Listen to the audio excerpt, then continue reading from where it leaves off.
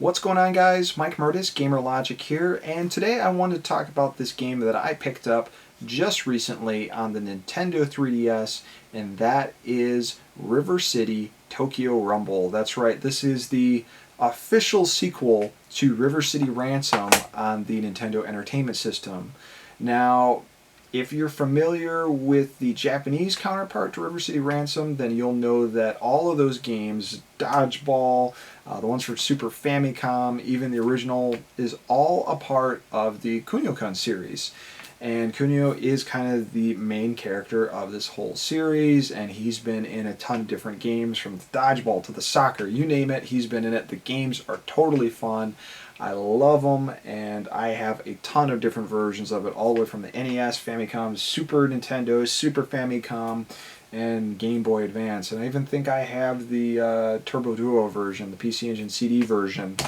So when this game was announced, I was obviously excited because I've seen River City Ransom 2 announced in some way or shape or form through different owners of the intellectual property. Some people own the River City Ransom name, other people own the original property and all this other stuff. But this is a true sequel, in my opinion, to the original River City Ransom. And it's cool because the guys who actually localized it just had an interview in Tiny Cartridge, and they talk about how this game kind of bridges the gap between the Kunio series and River City Ransom. They use the best of both worlds. So now, you know, they're in their school uniforms, and the characters are more familiar to what they were in the Japanese versions of the game. But the characters will say some of the same stuff they did in the NES version of River City Ransom, like barf. So they took what they needed to take from the localization to the United States and took the Japanese counterpart, and they mashed them together, and I think it works out really well. Really great article to check out on Tiny Cartridge about that. And actually, Tiny Cartridge is what completely reminded me to pick up this game.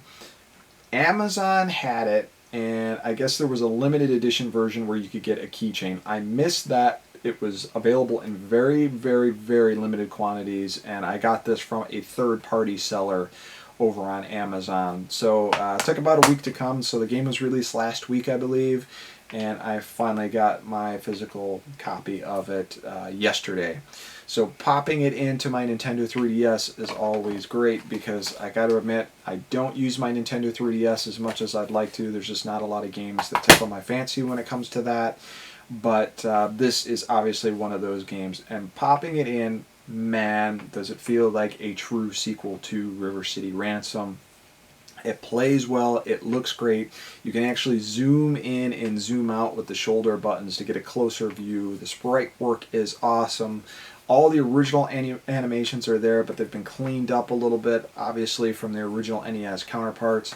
The storyline is cool. The way you get around in the game, the way you travel around Tokyo, is excellent as well. In the original NES River City Ransom, you just kind of traveled from screen to screen, screen to screen, and everything was kind of all interconnected to each other that way. So there was no real easy way to get from one high school to another. If you're familiar with River City Ransom, you have to go through a ton of different screens to get it.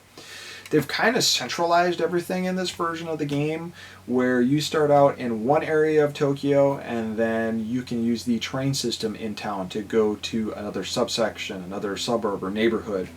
And littered across all these different neighborhoods, all these different subsections, are different mission objectives, different bosses. So sometimes you'll revisit places, other times you'll want to go to the bookstores, the restaurants in these different towns, and you can all use them via the train station. There's a lot of cool nods to different games in the series. For example, I just found out that you're searching for this girl because Kunio refuses to hit women, and it turns out that this gang that they're going to fight is all women, and he can't bring himself to hit them. So he goes and looks for this really badass woman that is in this different part of the neighborhood that he grew up together. Well, as it turns out, the enemy, or the girl that you're trying to recruit, was a female enemy, and in the NES version of Renegade, or whatever, I think it's also Renegade in Japan. But if you're familiar with the giant female girls that would pick you up in Renegade and slap the living crap out of you, well, guess who you run into in town? That's who you're looking for. So you beat her, and eventually you can play as her to fight this female gang, which is pretty cool. So there's a lot of nods to a lot of the original games. That's cool. There's the experience system in it. You build up levels, you build up money, you still go to the bookstores to buy all these additional skills. The storyline is cool. It goes on a day-to-day basis, and Kunio is always hitting on his teacher or blowing her off or whatever. It's pretty funny. The storyline is awesome. I'm enjoying it.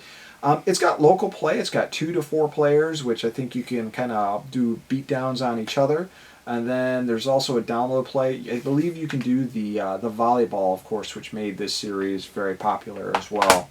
But it's a great, great game. I really love it. I've been playing it during my lunch breaks at work, both yesterday and today, and I'm really looking forward to getting through the whole game. So if you're a fan of the original River City Ransom and you have a Nintendo 3DS, definitely pick this up.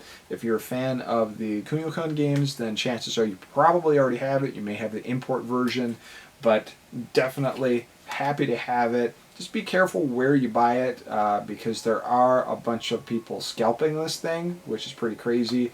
Don't pay more than $30 for the thing, in all honesty. I've seen it up to 50 or 60, and people are selling the keychain for enormous amounts of money too. That's also nuts. But it's a really cool game. Check it out. And that's all for now, guys. Peace.